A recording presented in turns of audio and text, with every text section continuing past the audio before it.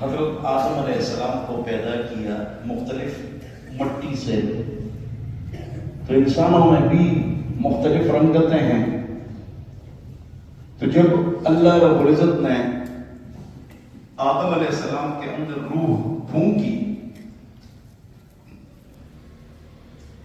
تو روانوں میں ٹھیک ٹھاک انسان بن گئے۔ تو اللہ رب العزت نے آدم علیہ السلام کو سب سے پہلے کیا کہا؟ آدم علیہ السلام کا قصہ ہے شروع میں، اس کو کہاں فرمایا کہ اولئک نفر من الملائکہ، وہ سامنے فرشتوں کی جماعت بیٹھی ہوئی ہے، فسلم علیہ، جاؤ اور ان پر سلام کرو، فسلم علیہ۔ تو آدم علیہ السلام وہاں تشریف لے گئے اور فرشتوں کو کہا السلام علیکم۔ تو پہلی بات آدم علیہ السلام کے منہ سے کیا نکلی ہے؟ السلام علیکم۔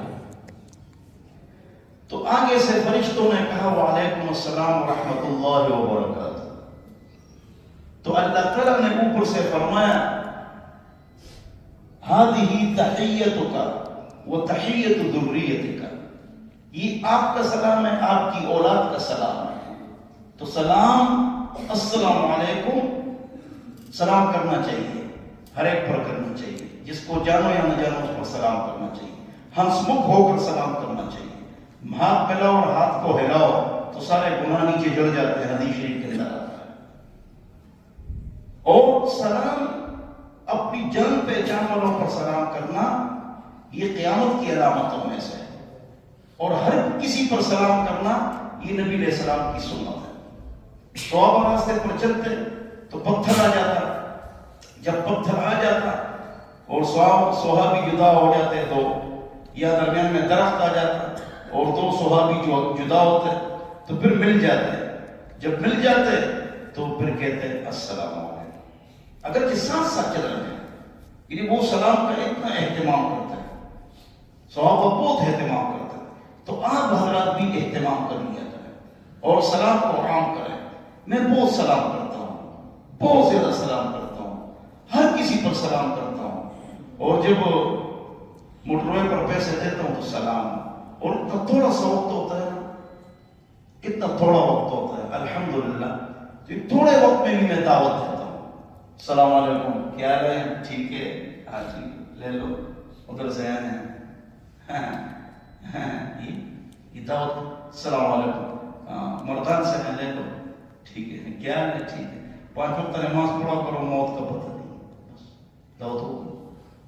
اور ساتھ کہتا ہوں ذکر کرو، ایسے بیٹھے ہو بس ٹکٹ دے رہے ہو، 60 روپے 200 روپے کاٹ رہے ہو تو ذکر کرو، درود شریف استغفار پڑھو شروع کرو، وہ شروع کر دیتا ہے۔ میں نے کہا نہ رہو،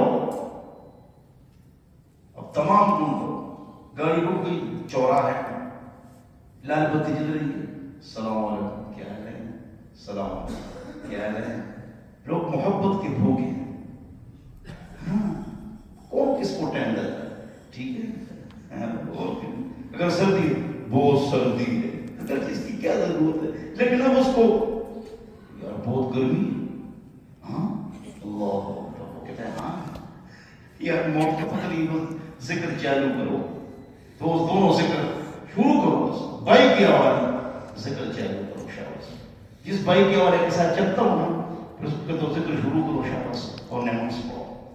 تو آج کے بعد ذکر نہیں روکنا ہے، ٹھیک ہے، عورتیں بھی ذکر کریں، چلتے پھرتے اٹھتے بیٹھتے لیٹے لیٹے مصروفات گھر کا کام کرتے کرتے اللہ کا ذکر ہے، استری کرتی ہیں 6000 مرتبہ درود شریف پڑھ سکتی ہیں، بس استری کر لی ہیں تو ذکر کرو، جھاڑو لگا رہی یہ گھر میں بتاؤ نا، بولو بتائیں گے انشاءاللہ، گھر میں بتاؤ، گھر میں برکت ہو، سکون ملے گا۔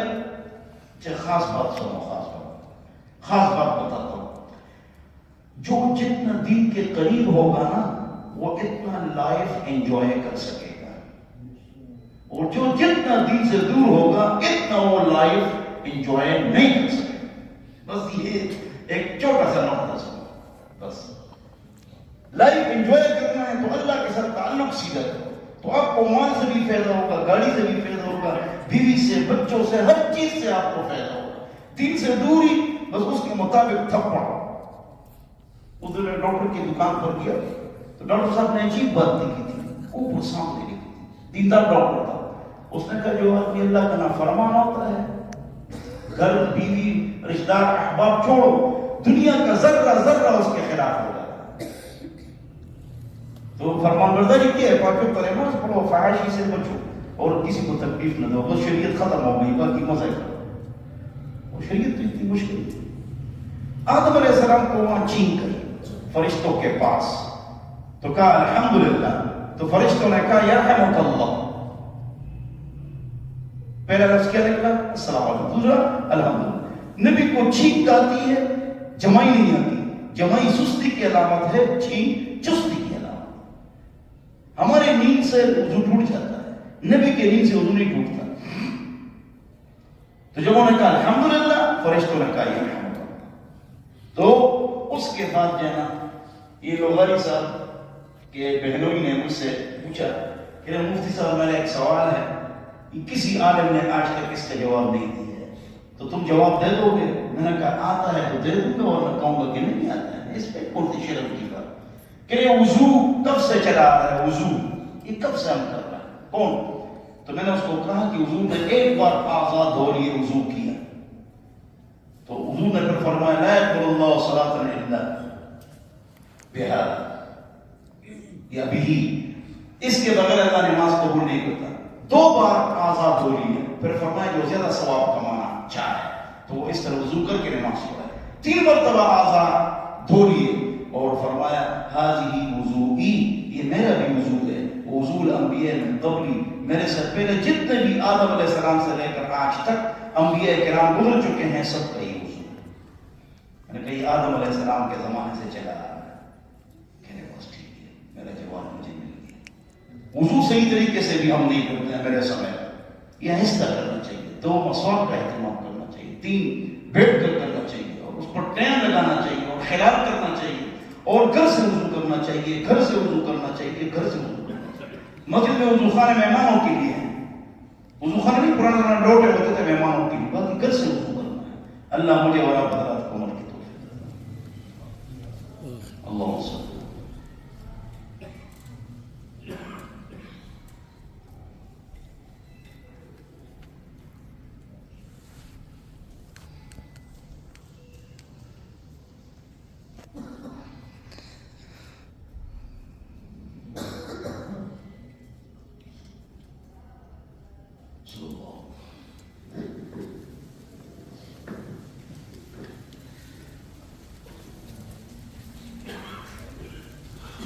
Yeah.